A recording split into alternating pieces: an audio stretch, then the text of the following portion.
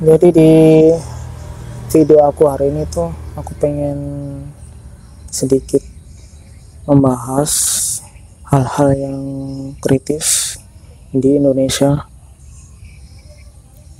yang santai aja.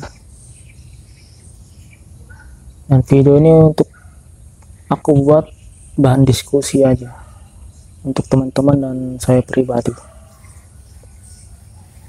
Kalian ingat gak sih dulu waktu zamannya Pak Prabowo baru menjabat, itu ada sosok pahlawan, yaitu admin Gerindra. Yang admin Gerindra ini suka ke postingan orang masyarakat yang jalan rusak dan memberitahukan silakan hubungi kepala desanya supaya untuk diperbaiki jalanan yang rusak tersebut atau pemerintah daerahnya. Karena katanya admin Gerindra ini semua anggaran itu sudah dicairkan ke pemerintah daerah masing-masing untuk memperbaiki fasilitas jalan dan sebagainya. Dan kalau masih ada kesalahan, masih ada yang belum diperbaiki, maka itu tanggung jawabnya pemerintah daerah. Karena anggarannya sudah ada, kenapa tidak memperbaiki? Berarti ada sesuatu di dalam hal tersebut. Dan kita ketahui bahwa waktu itu admin Gerindra sangat membantu sekali, karena beliau selaku admin di medsos, dia aktif menanggapi keluhan-keluhan masyarakat. Tapi sayangnya sekarang kenapa beliau admin Gerindra ini sudah hilang lagi kabarnya.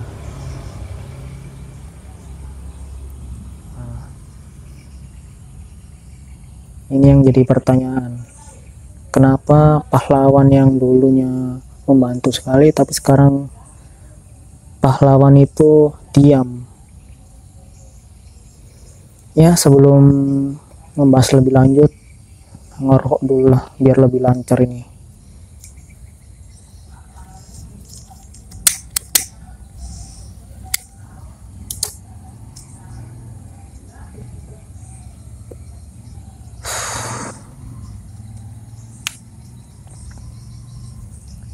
Dan seling berapa waktu ada pelantikan gubernur pemerintah daerah, dan yang namanya sekarang lagi naik daun, yaitu Pak Gubernur Jawa Barat, Kang Deddy Mulyadi, atau biasa disingkat KDM, yang dia memiliki kebijakan yang unik, yang penuh kontroversi, pro dan kontra.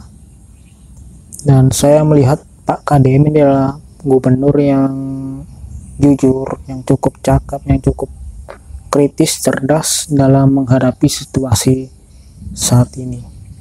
Jadi karena adanya gubernur KDM ini, masyarakat menjadi ada harapan baru, menjadi antusias, menjadi semangat lah, karena ada sesosok pahlawan yang muncul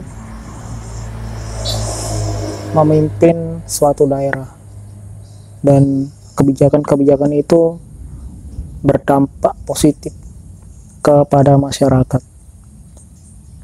Tapi sayangnya karena kebijakan yang bagus dari Kang Deddy Mulyadi ini menimbulkan suatu pro dan kontra. Pro akan masyarakat, tapi kontra bagi para pembencinya. Misalnya banyak orang yang tidak suka karena dengan adanya Pak Gubernur Kang Deddy Mulyadi, maka pemerintah yang lainnya, gubernur yang lainnya, kelihatan sekali kalau mereka tidak kerja. Kelihatan sekali kalau mereka tidak nampak kinerjanya. Dikarenakan ketutupi semua dengan berita-berita Kang Deddy Mulyadi. Sehingga dengan adanya hal itu membuat para masyarakat yang mungkin di luar daerah, di luar Jawa Barat, ingin supaya Kang Deddy Mulyadi dimutasi ke daerah tersebut. Jadi menurutku itu sangat lucu sekali, lucu.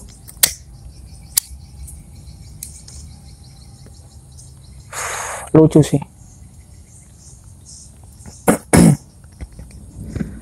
Dan mirisnya lagi nih Pak Gubernur malah dikritik sama Badan Legislatif DPR.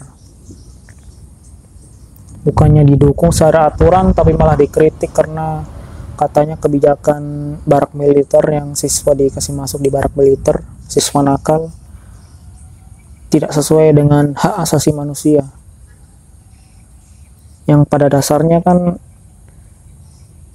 para siswa ini yang nakal, yang nakalnya bukan main sampai mungkin menewaskan seseorang, dikirim ke barak militer untuk tujuannya supaya dididik, supaya karakternya terbentuk, tidak seperti dulu lagi nakalnya, supaya lebih bagus lagi.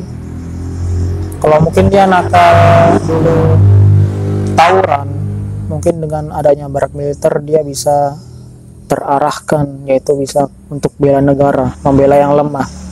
Kalau dulu untuk membela geng-gengnya, sekarang diarahkan membela negara, membela orang yang lemah, dan lain sebagainya. Dan itu adalah kebijakan yang positif. Dan kalau ada yang tidak suka, perlu dipertanyakan, ada sesuatu di balik itu semua. DPR kalau tidak mendukung, kalau malah mengkritik dengan hak asasi manusia, itu perlu dipertanyakan. Yang seharusnya DPR, kalau kita dapat seorang pahlawan seperti Kang Deddy Mulyadi, seharusnya kita dukung dong dengan aturan yang dilengkapi saya aturannya, supaya Kang Deddy Mulyadi juga leluasa bergerak mengatur, karena ini gubernur yang baik, harus disupport juga dengan aturan yang baik, bukan diancam, bukan dicari-cari kesalahannya, bukan digiring sana sini. Jadi support. Itulah kekurangannya politik di Indonesia. Politik di Indonesia itu kayak mengajarkan tentang kebencian, politik identitas. Politik itu di Indonesia ibaratkan saling menjatuhkan kekuasaan demi kekuasaan, saling menjatuhkan nama dan sebagainya. Jadi politik itu ya kotor, dan itu mirisnya nih. Yang buat kotor ini para koruptor dan para pemimpin yang bejat itu.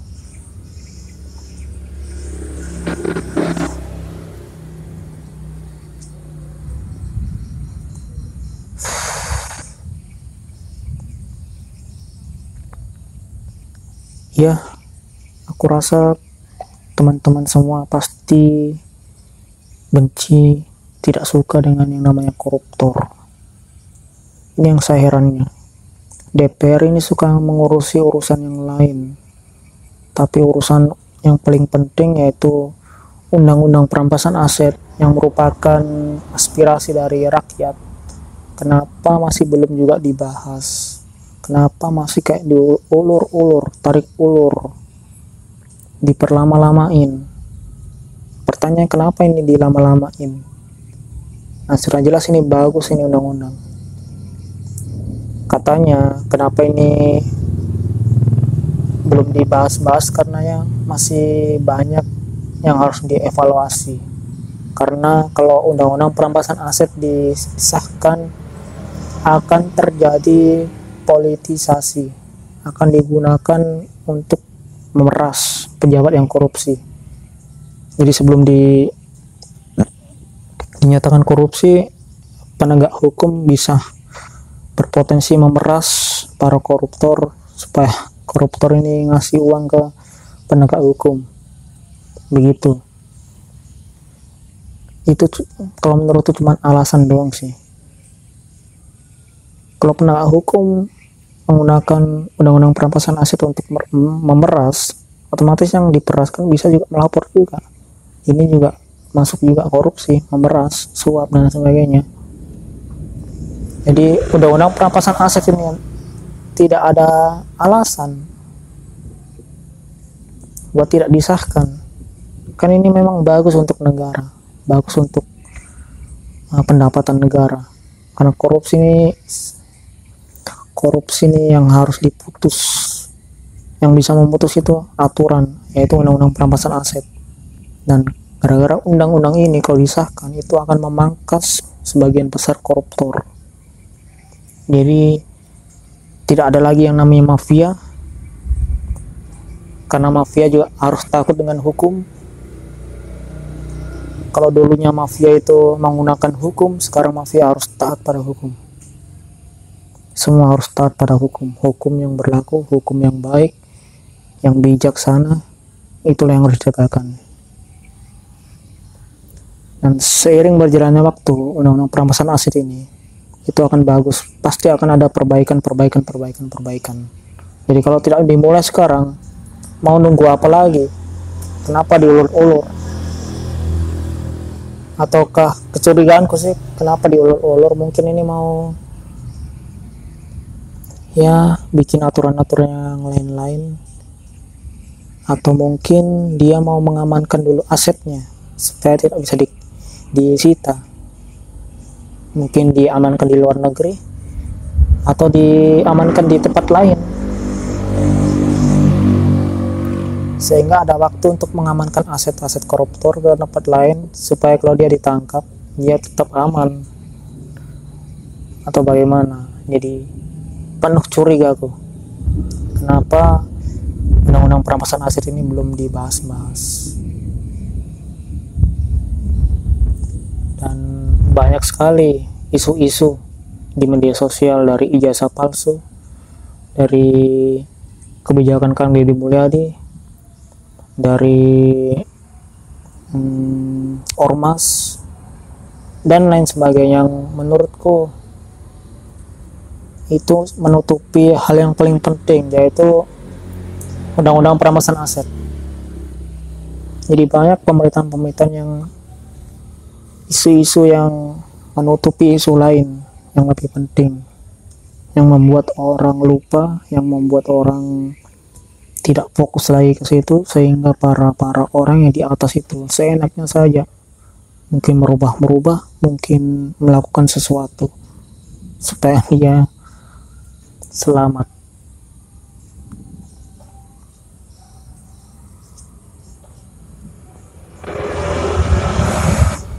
Kalau menurut teman-teman bagaimana undang-undang perampasan aset ini?